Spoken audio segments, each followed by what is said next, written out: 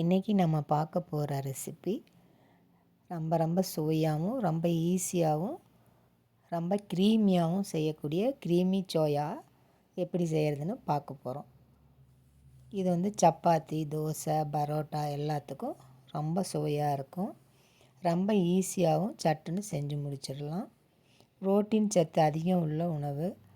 வாரம் ஒரு முறையாவது இதை நம்ம உணவில் சேர்த்துக்கிறது ரொம்ப நல்லது. இப்போ தேவையான பொருளை பார்த்துடலாம். சோயா ஒரு கப் எடுத்துக்கலாம். பெரிய வெங்காயம் ஒரு பெரிய வெங்காயம், 2 பச்சை மிளகாய், முந்திரி 10 to 15 முந்திரி,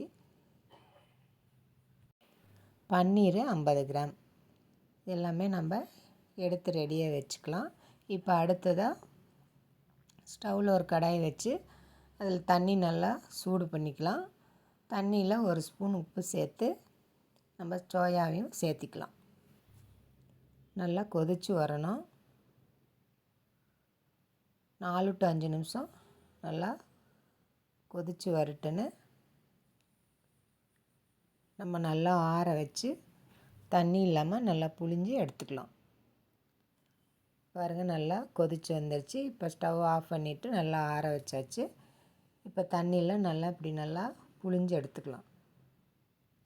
தண்ணியே இல்லாமல் நல்லா புழிஞ்சிடணும்.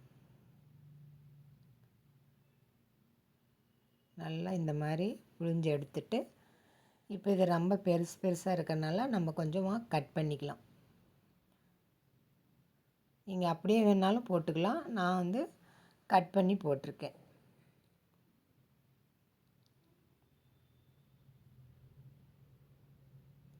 இந்த மாதிரி 2ஆக கட் பண்ணி எடுத்துக்கலாம்.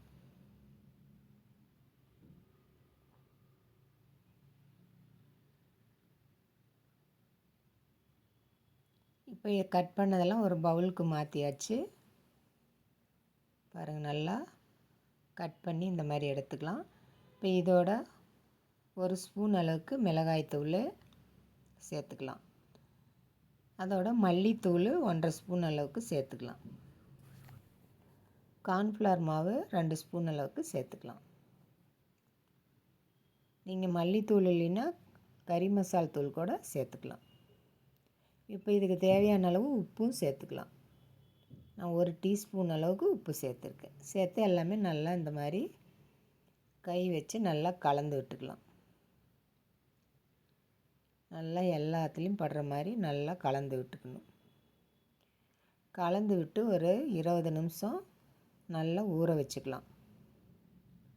இந்த மாதிரி கலந்து விட்டுட்டு ஒரு 20 நிமிஷம் தட்டு போட்டு மூடி வச்சிடலாம், ஊறட்டும்.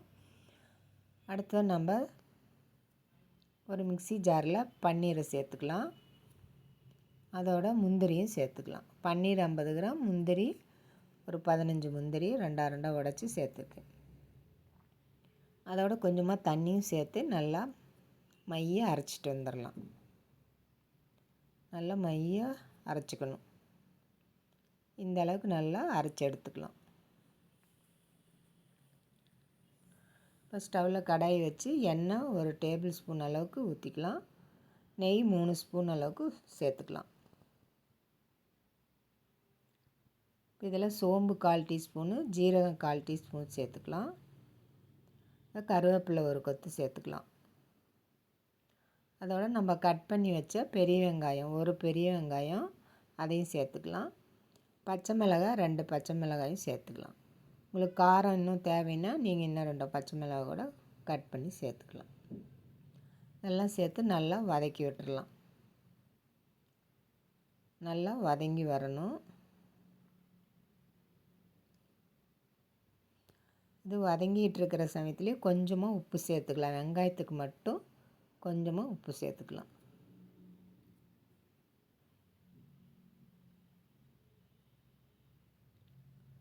இப்போ இதோடு நம்ம காரத்துக்காக ஒரு 1/4 டீஸ்பூன் அளவுக்கு மிளகாத்தூள் சேர்த்துக்கலாம். நீங்கள் உங்கள் காரத்துக்கு தகுந்த மாதிரி கூட்டியோ குறைச்சோ சேர்த்துக்குங்க. வெங்காயம் வந்து நல்லா கண்ணாடி பதம் நல்லா வதங்கி வரணும். இன்னும் கொஞ்சம் வதங்கினா போதும்.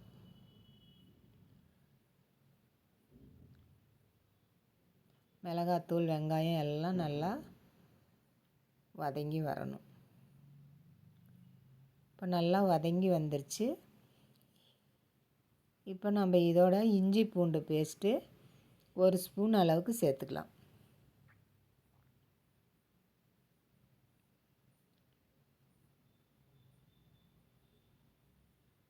இஞ்சி பூண்டு பேஸ்ட்டு 1 ஸ்பூன் அளவுக்கு சேர்த்து அதையும் சேர்த்து நல்லா வதக்கி விட்டுறலாம். நல்லா இந்த பச்சை வாசனை போகிற அளவுக்கு நல்லா வதங்கி வரணும்.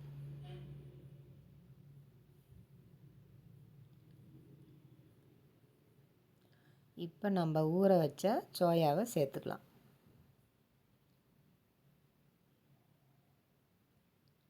சேர்த்துட்டு நல்லா கலந்து விட்டுறலாம். ஸ்டவ்வை நல்லா சிம்மில் வச்சுட்டு நல்லா கலந்து விட்டுறலாம்.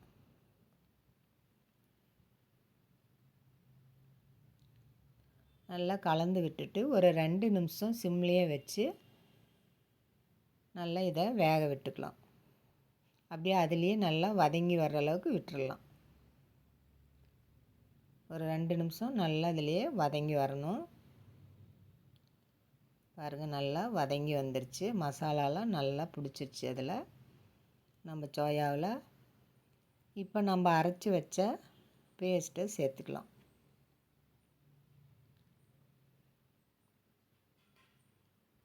அரைச்சி வச்ச பேஸ்ட்டை சேர்த்திட்டு இப்போ மிக்ஸி ஜார்லேயே ஒரு 1/4 டம்ளர் அளவுக்கு தண்ணி சேர்த்து அதையும் சேர்த்துக்கலாம்.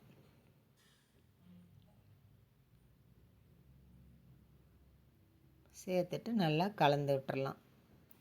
ஸ்டவ்வை சிம்லேயே வச்சு நல்லா கலந்து விட்டுக்கலாம். 2 நிமிஷம் நல்லா சிம்லேயே சூடாகி அப்படியே வெந்து வந்துடும், எல்லாம் ஒன்று சேர்ந்து வந்துடும். இப்போ பாருங்கள், ஒரு 2 நிமிஷத்தில் நல்லா ஒன்று சேர்ந்து வந்துடுச்சு. இப்போ தேவையான அளவு உப்பு சேர்த்துக்கலாம். முன்னையே உப்புலாம் சேர்த்துருக்கோம், அதனால் பார்த்து சேர்த்துக்குங்க. அதோட மிளகுத்தூள் ஒரு 1/2 டீஸ்பூன் அளவுக்கு சேர்த்துக்கலாம். சேர்த்துட்டு கருவேப்பிலை ஒரு கொத்து சேர்த்துக்கலாம். கடைசியாக கருவேப்பிலை ஒரு கொத்து சேர்த்து எல்லாம் சேர்த்து நல்லா கலந்து விட்டுறலாம்.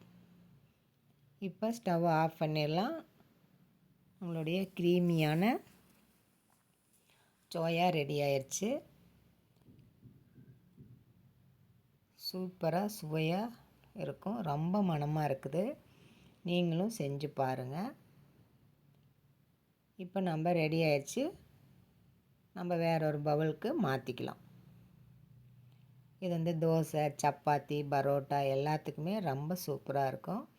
சட்னி ஈஸியாகவும் செஞ்சு முடிச்சிடலாம். நீங்களும் செஞ்சு பாருங்கள். எல்லாருமே விரும்பி கேட்டு வாங்கி சாப்பிடுவாங்க. அந்தளவுக்கு ரொம்ப சுவையாக இருக்கும். லைக் பண்ணுங்கள், ஷேர் பண்ணுங்கள், சப்ஸ்கிரைப் பண்ணுங்கள். நன்றி, வணக்கம்.